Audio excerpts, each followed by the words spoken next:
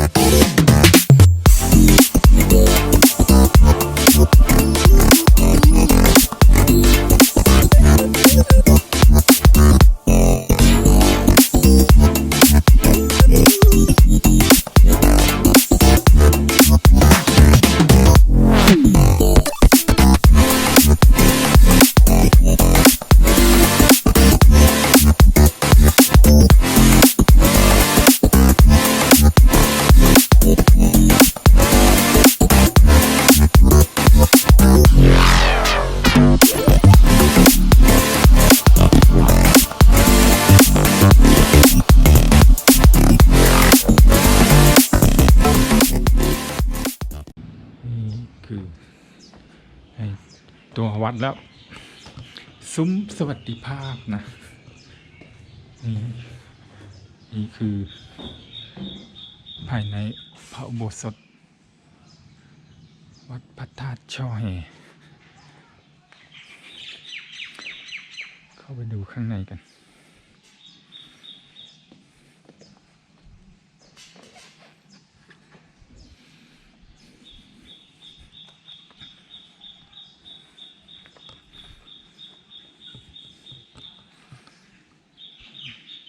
อันนี้อะไรเขาให้เขียนชื่อเหรอ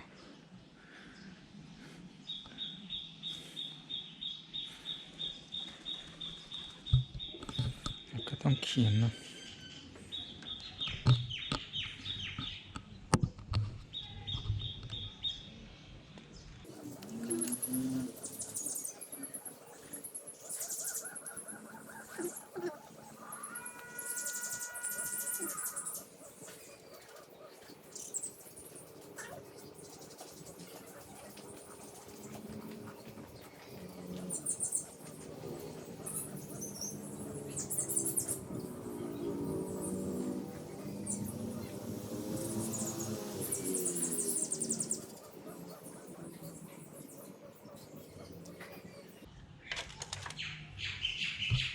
แล้ว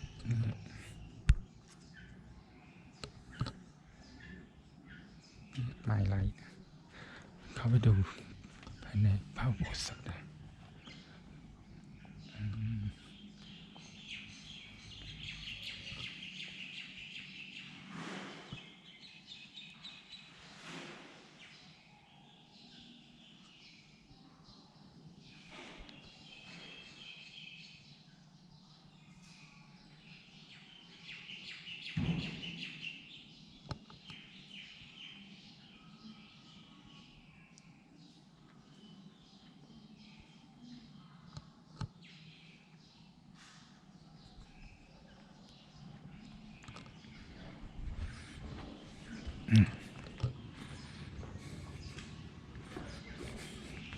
เมื่อกี้อยู่ในพระอุโบสถพูดเสียงดังไม่ได้นะเพราะว่า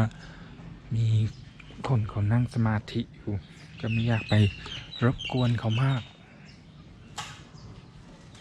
เดินดูรอบๆพระอุโบสถ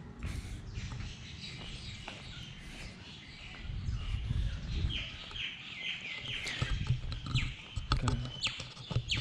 พามาดูบรรยากาศครับดูว่าเขามีอะไรบ้างแค่นั้นแหละไม่ได้เจาะลึกอะไรมากมาย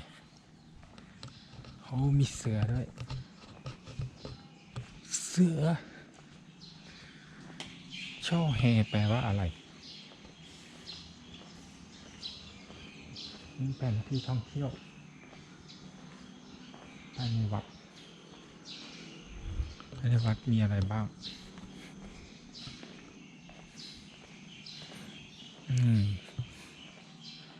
พระอุโบสถคือเลข 1พระเจดีย์พระธาตุช่อแฮเลข 2นะคืออยู่ด้านหลัง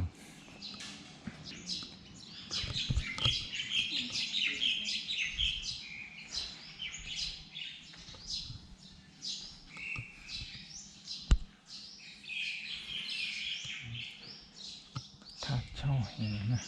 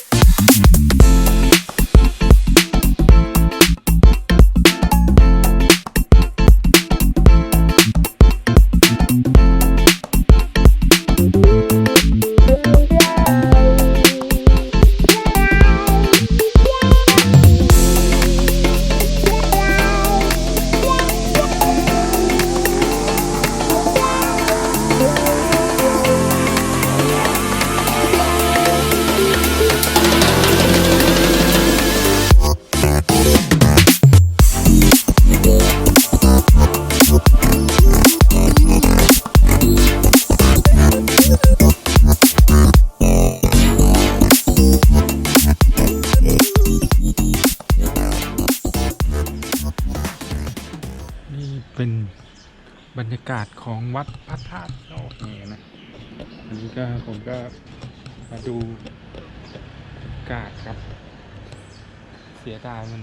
ไม่เจอหมอกอะหมอกมันอยู่ทางฝั่งทางโน้นนะนี่ก็เดี๋ยวผมก็จะเดินทางต่อสำหรับวัดพระธาตุช่อแฮของผมวันนี้ก็มีเพียงเท่านี้ครับสวัสดีครับ